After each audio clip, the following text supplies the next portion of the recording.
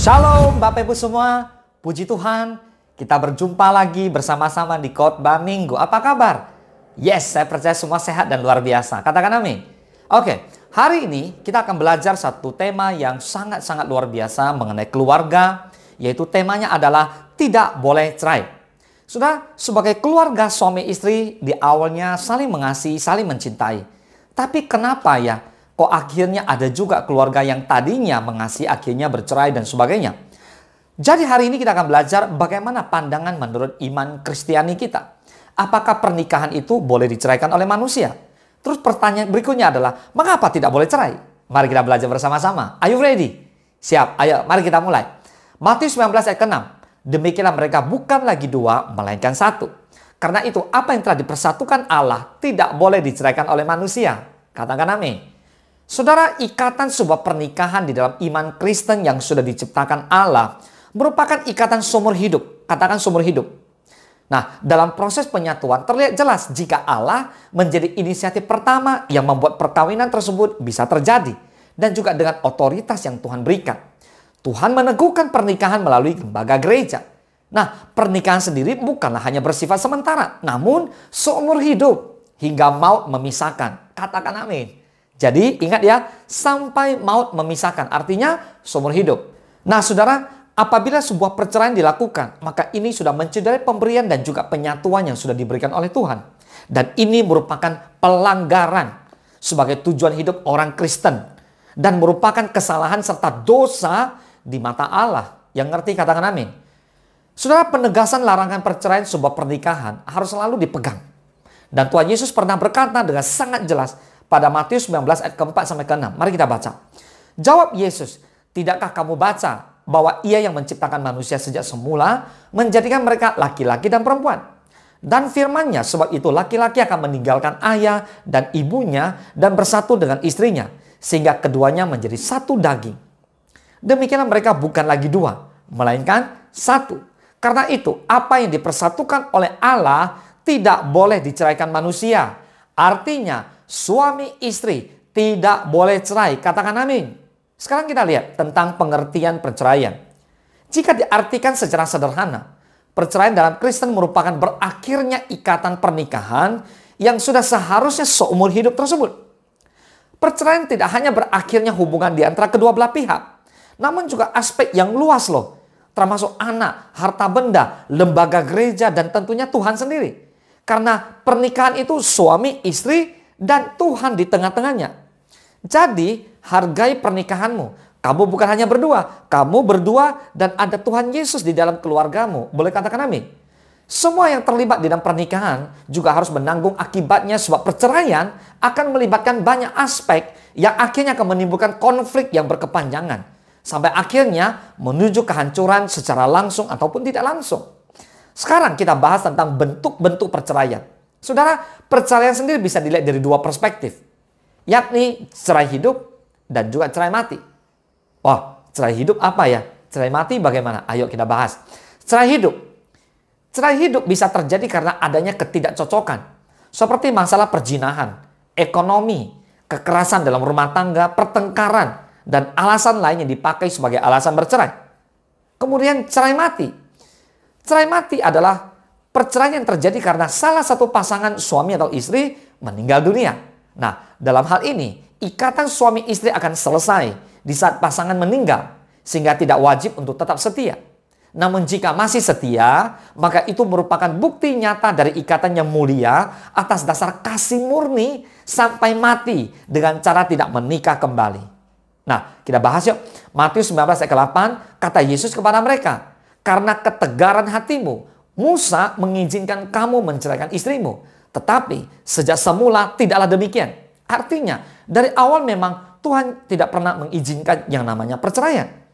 Saudara, dalam Matius 19 ayat 8 ini diungkapkan alasan mengapa Tuhan Yesus sangat melarang perceraian terjadi. Lihat, ketegaran hati manusia. Ini berbicara tentang pikiran dan hati manusia yang membatu, menjadi keras dan mau menang sendiri. Ngerti ya? Nah, gereja yang mempunyai peran dalam menyatukan umat Kristen dalam pernikahan. Namun, tidak bisa memisahkan mereka. Yang ngerti katakan amin. Tentang larangan perceraian Kristen. Yang pertama, Allah tidak menghendaki perceraian. Allah tidak pernah menghendaki sebuah perceraian terjadi. Dan apabila manusia masih membatu, egois, dan tetap ingin bercerai, maka ada syaratnya. Yakni karena alasan perzinahan dengan konsekuensi, pasangan tersebut tidak boleh menikah kembali. Dan jika sampai menikah kembali, maka akan dikategorikan menjadi berzina. Artinya dosa. Catat ya, tidak boleh menikah kembali. Titik. Kalau menikah kembali, maka ini dikategorikan berzina. Sebab masih hidup dengan bukan suami atau istri yang sah. Artinya tidak sah di mata Tuhan dan juga gereja. Meskipun pemerintah mengizinkan perceraian tersebut bisa terjadi. Sampai kapanpun saudara, gereja tidak akan memberikan peneguhan untuk kedua kalinya di dalam sebuah pernikahan yang tidak sah tersebut. Yang kedua, Yesus melarang perceraian kecuali zina. Di dalam perjanjian baru, pandangan Yesus tentang perceraian dalam Kristen bisa kita lihat di Matius 5 ayat 31 dan 32. Telah difirmankan juga, siapa yang menceraikan istrinya harus membuat surat cerai kepadanya. Tetapi aku berkata kepadamu, setiap orang yang menceraikan istrinya kecuali karena zina, ia menjadikan istrinya berzina. Dan siapa yang kawin dengan perempuan yang diceraikan, ia berbuat zina. Saudara, jangan salah menangkap konteks daripada firman Tuhan ini loh ya. Ini sangat dalam. Ini zina bukan sekedar zina seperti yang biasanya. Ini bisa kategorinya adalah kategori yang sangat negatif. Atau ada penyimpangan-penyimpangan di dalam seksual. Makanya ini boleh-boleh. Nah saudara, di Matius 19 ayat ke-9 ditegaskan, tetapi aku berkata kepadamu, barang siapa menceraikan istrinya kecuali karena zina, lalu kawin dengan perempuan lain, ia berbuat zina. Nah, dalam dua ayat tersebut, Yesus secara tegas melarang perceraian terjadi.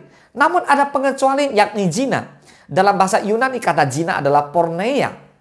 Porneia merupakan sesuatu yang najis. Dan Yesus juga tidak memberikan batasan tentang pengertian dalam arti sempit atau arti yang luas. Jadi intinya sebenarnya tetap tidak boleh cerai. Yang ketiga, pernikahan adalah sakral dan kudus.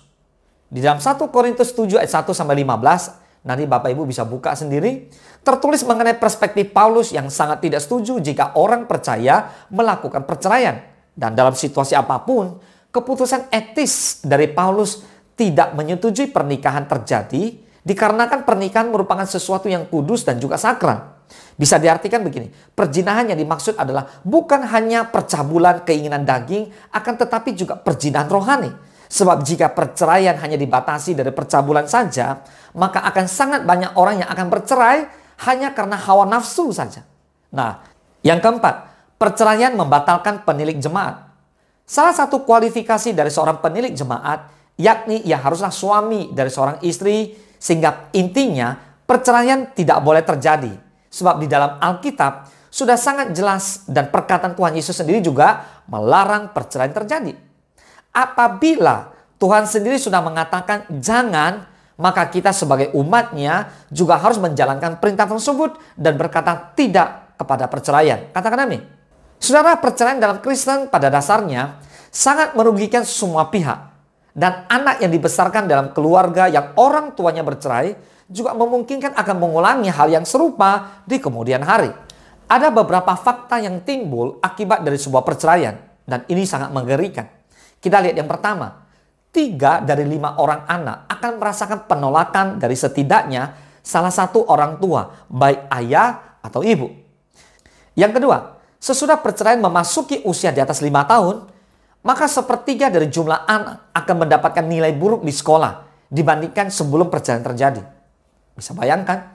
Yang ketiga, sepertiga jumlah perempuan dan juga seperempat jumlah pria akan merasa jika hidup tidaklah adil, sepi, dan sangat mengecewakan. Yang keempat, mereka yang bercerai akan lebih banyak datang ke psikiater dibandingkan mereka yang lajang atau masih terikat dalam pernikahan karena mereka mengalami depresi mental yang harus dipulihkan. Yang kelima, anak-anak yang memiliki orang tua bercerai, prestasinya akan lebih rendah di sekolah dan juga mempunyai masalah tingkah laku di lingkungan sekolah dan juga lingkungan rumah, serta sering terlibat dengan kejahatan, baik kejahatan biasa maupun kejahatan seksual yang lebih cepat jika dibandingkan dengan anak-anak yang orang tuanya tidak bercerai. Yang keenam, Masa kecil dari seseorang yang orang tuanya bercerai akan sulit menyesuaikan diri dari sisi psikologi, pendapatan sosial ekonomi yang jauh lebih rendah, dan juga tidak stabil saat nantinya menjalani sebuah pernikahan. Jadi saudara, perkawinan adalah suatu hal suci yang sudah diberikan oleh Allah bagi kita umatnya dari sejak semula. Perkawinan diberikan karena sebuah tujuan. Akan tetapi, saat tujuan tersebut dilanggar, maka ada banyak faktor yang harus dipertimbangkan kembali. Dan perceraian tetap suatu hal yang jahat dan menghasilkan dosa. Perceraian juga akan memberikan kerugian untuk mereka yang berpisah, anak-anak, dan bahkan keluarga besar. Nah, lewat khotbah minggu ini, semoga Bapak Ibu semua ini bisa membantu memberikan sebuah perenungan dan juga menjadi penolong serta membuka jalan supaya perceraian jangan sampai terjadi dan harus dihindari sebab merupakan larangan dari Tuhan, merusak sumpah sakral dalam pernikahan yang sudah dibuat oleh Allah dan juga akan membatalkan penilik jemaat. Jadi, perceraian tidak hanya melanggar sebuah perjanjian kudus, tetapi juga merupakan kebencian Tuhan. Ingat, suami dan istri yang telah dipersatukan dalam ikatan pernikahan bukan lagi dua, tetapi menjadi satu daging. Dan apabila dipisahkan, pasti akan terasa sakit sekali. Tuhan Yesus tahu. Tuhan Yesus tahu itu. Karena itu ia turut juga merasakan kelemahan kita. Karena itulah Tuhan sangat membenci perceraian. Apapun alasannya, perceraian bukanlah jalan Tuhan. Amin. Saudara, pikirkan dampak yang akan ditimbulkan. Saudara, camkan ini baik-baik. Seberat apapun badai menyerang dalam rumah tangga saudara, jangan putus asa dan jangan pernah menyerah. Datanglah kepada Tuhan Yesus, berdoa, berlutut, memohon belas kasihan Tuhan turun, bertobat minta ampun. Saya percaya Tuhan Yesus sangat mengasihi keluarga. Amin. Dan Tuhan Yesus memang ada di dalam setiap keluarga Kristen. Oleh karena itu, Tuhan pasti akan memberikan jalan keluar buat setiap keluarga yang bermasalah. Dengan catatan, suami, istri mau merendahkan hati datang ke hadiratnya. Yang ngerti katakan amin. Kesimpulannya, tidak boleh cerai. Titik. Katakan amin. Mari kita bersatu dalam doa.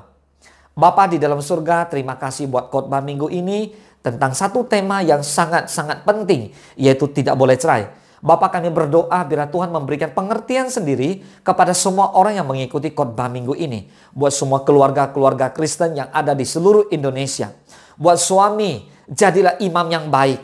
Sadarlah, engkau adalah imam yang dipercayakan. Engkau harus hidup takut akan Tuhan. Memimpin dan menuntun keluarga untuk melayani Tuhan. Kami berdoa secara khusus buat istri. Jadilah penolong yang baik. Buat kamu ibu-ibu yang ada di rumah-rumah saat ini, jadilah penolong yang setia. Hiduplah takut akan Tuhan. Ingat, istri yang baik adalah mahkota bagi suami. Istri yang cakap adalah mahkota bagi suaminya. Mari berdoalah, merendahkan hati dan selalu menopang dalam doa buat suamimu dimanapun suamimu berada. Mengasihilah keluargamu dan jadilah istri yang bijak, istri yang takut akan Tuhan. Anak-anak, mari terus mendoakan kedua orang tuamu. Jadilah anak-anak yang baik, anak-anak yang takut akan Tuhan, generasi penerus dan generasi yang akan menuntaskan amanat agung Tuhan Yesus Kristus. Mari semua keluarga Kristen, suami, istri, dan anak-anak yang hari ini diberkati Tuhan, mari bersama-sama angkat tanganmu, boleh kita katakan amin. Tuhan Yesus memberkati kita semua lewat khotbah minggu ini. Jadi saudara, mari kita belajar untuk menjadi keluarga Kristen yang hidup takut akan Tuhan dan bersama-sama kita melayani Tuhan sampai maut memisahkan. Yang mengerti dan percaya kita katakan amin. Selamat hari Minggu, Tuhan Yesus memberkati. Engkau sediakan hidangan di hadapan lawanku. Engkau mengurapi kepalaku dengan minyak baru kebajikan.